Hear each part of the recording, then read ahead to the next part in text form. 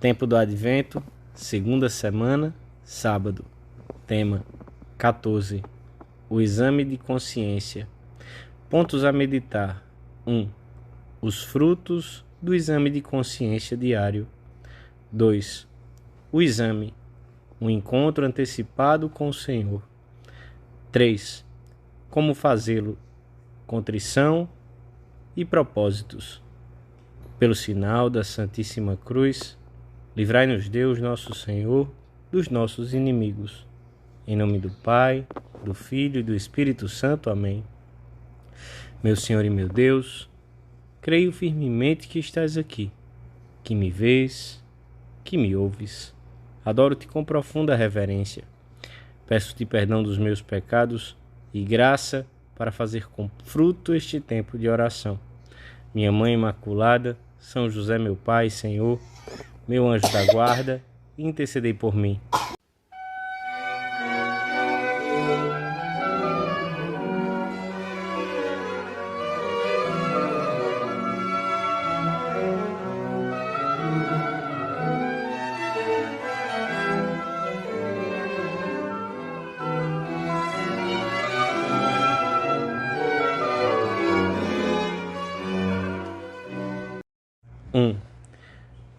Eis que venho em breve, diz o Senhor, e trago comigo a recompensa.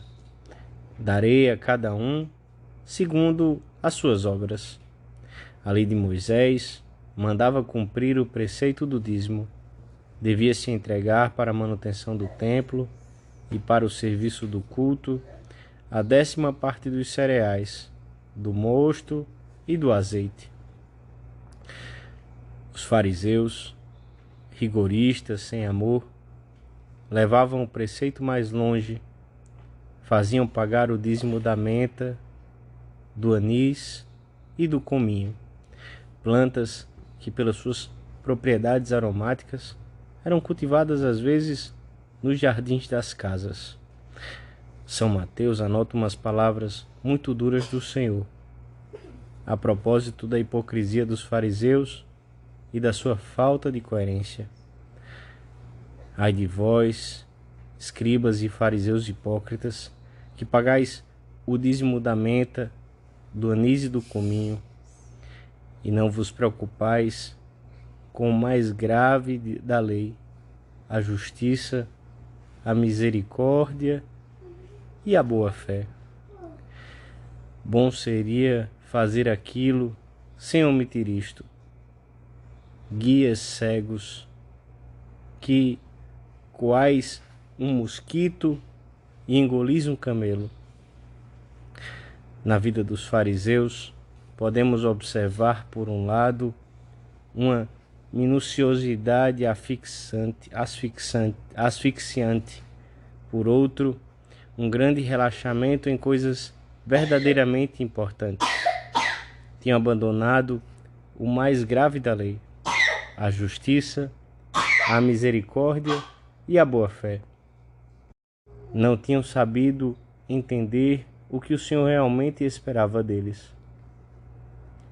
Também nós, nestes dias do Advento, podemos melhorar o nosso exame de consciência, para não nos determos em coisas que, no fundo, são acidentais, e deixarmos escapar o que é verdadeiramente importante.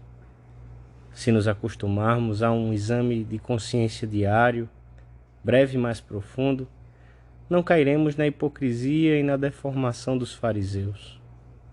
Enxergaremos com clareza os erros que afastam nosso coração de Deus e saberemos reagir a tempo.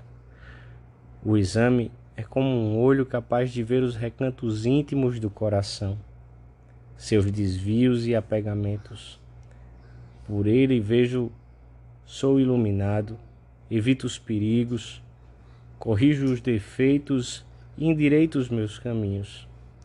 Por meio dele e servindo-me dele como tocha, observo claramente todo o meu interior, e assim não posso permanecer no mal. Antes me sinto obrigado a praticar a verdade, isto é, a progredir na piedade. Se descuidarmos por preguiça o nosso exame, é possível que os erros e as más inclinações lancem as suas raízes na alma e não saibamos ver a grandeza a que fomos chamados. Antes, pelo contrário, fiquemos na menta, no anis e no cominho, em ninharias com as quais Deus pouco ou nada se importa. Mediante o exame, descobrimos a origem oculta das nossas faltas evidentes de caridade ou de trabalho, a raiz íntima da tristeza e do mau humor que se repetem, talvez com certa frequência, na nossa vida, e aprendemos a remediá-las. Examina-te devagar, com valentia. Não é verdade que o teu mau humor e a tua tristeza inexplicáveis, aparentemente, procedem da tua falta de decisão em cortar os laços sutis mais concretos que te armou arteiramente com paliativos a tua concupiscência? O exame de consciência diário é uma ajuda imprescindível para podermos seguir a Deus com sinceridade de vida.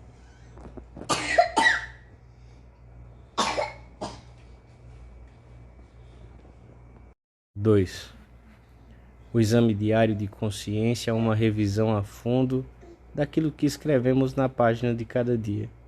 É, além disso, a oportunidade de reforçarmos o propósito de começar bem a nova página em branco que nosso anjo da guarda nos apresentará da parte de Deus no dia seguinte. Página única e irrepetível, como cada um dos dias da nossa vida. É com gosto, escreve um autor contemporâneo, que encabeço com uma única palavra essas páginas em branco que cada manhã começamos a rabiscar. Servirei, que é um desejo e uma esperança.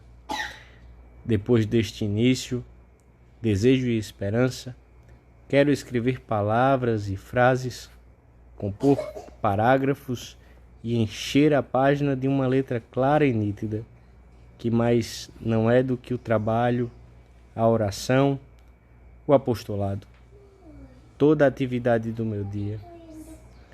Procuro pôr muita atenção na pontuação, que é o exercício da presença de Deus. Estas pausas, que são como vírgulas, ou pontos e vírgulas, ou dois pontos, quando são mais longas, representam o silêncio da alma e as jaculatórias com as quais me esforço por dar significado, sentido sobrenatural a tudo que escrevo. Gosto muito dos pontos e ainda mais dos pontos parágrafos, com os quais tenho a impressão de recomeçar a escrever. São como pequenos atos por meio dos quais retifico a intenção e digo ao Senhor que começo de novo. Nunc coepe.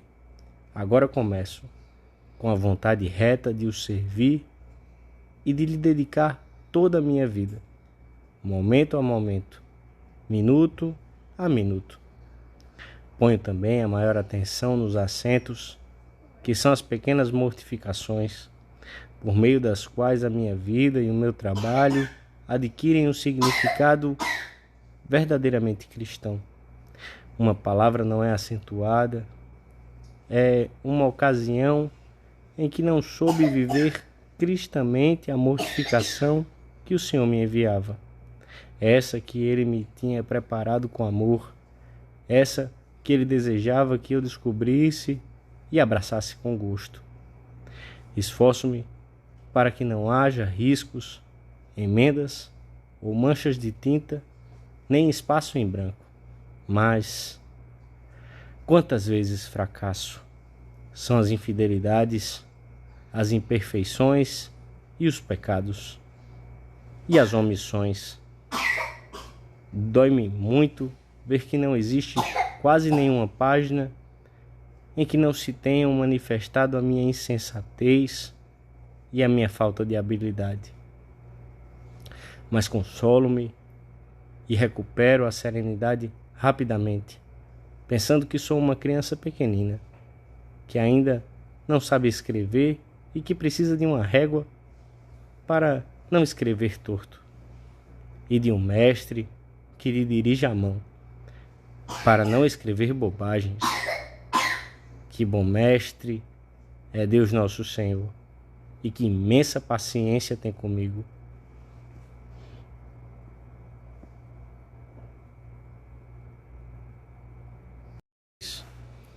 A finalidade do exame de consciência é conhecermos-nos melhor, para podermos ser mais dóceis às contínuas graças que o Espírito Santo derrama em nós e assim nos assemelharmos cada vez mais a Cristo. Uma das primeiras perguntas que devemos dirigir-nos e que talvez nos possa dar luz abundante é: onde está meu coração? O que é que ocupa mais espaço nele? É Cristo? No mesmo instante em que me interrogo acerca desse ponto, tenho uma resposta dentro de mim. Essa pergunta faz-me dirigir um rápido olhar para o centro mais íntimo de mim mesmo e imediatamente vejo o aspecto saliente. Dou ouvidos ao som emitido pela minha alma e imediatamente percebo a nota dominante. É um procedimento intuitivo, instantâneo. É um relance de olhos, inicto oculi. Umas vezes percebo que a disposição que me domina é a ânsia de aplausos ou o temor de uma censura. Outras, a irritação, nascida de uma contrariedade, de uma conversa ou de uma atitude que me mortificou. Ou ressentimento provocado por uma repreensão amarga e dura. Outras, a amargura produzida pela desconfiança ou o mal-estar mantido por uma antipatia, ou talvez a covardia inspirada pela sensualidade, ou o desalento causado por uma dificuldade, por um fracasso. Outras ainda a rotina, fruto da indolência ou a dissipação, fruto da curiosidade e da alegria vazia, etc. Ou pelo contrário, o que me domina o coração é o amor a Deus, a sede de sacrifício, o fervor ateado por um toque especial da graça, a plena submissão à vontade de Deus, a alegria da humildade, etc. Seja como for, boa ou má, o que urge é averiguar qual a disposição principal e dominante, porque se deve ver tanto o bem como o mal, pois se trata de conhecer o estado do coração. É preciso que eu examine diretamente o mecanismo que faz mover todas as peças do relógio. Podemos perguntar-nos, quando fazemos o nosso exame de consciência, se no dia que passou cumprimos a vontade de Deus, isso que Ele esperava de nós, ou se, pelo contrário, fizemos apenas o que nós queríamos, e descer a detalhes concretos a respeito do nosso relacionamento com Deus, do cumprimento dos nossos deveres para com Ele, mediante um plano de vida, bem como a respeito do trabalho e das nossas relações com o próximo. Examinaremos o empenho com que lutamos contra a tendência para nos acomodarmos ou para inventar necessidades. Que esforço fizemos, por exemplo, para levar uma vida sóbria e temperada na comida, na bebida e no uso dos bens materiais. Veremos se enchemos o dia de amor ou se infelizmente o deixamos vazio para a eternidade, coisa que não acontecerá se tivermos sido dóceis aos toques da graça, ou ainda, Deus não queira, se o passamos em pecado.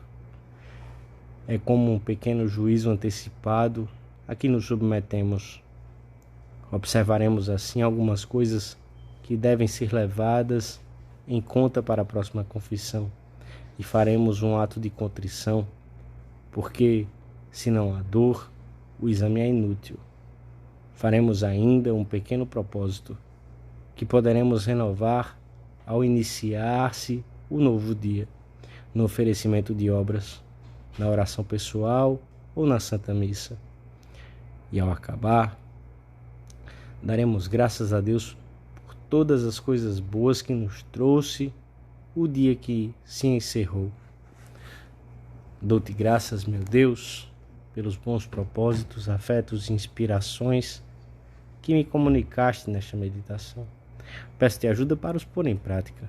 Minha Mãe Imaculada, São José, meu Pai, Senhor, meu anjo da guarda, intercedei por mim.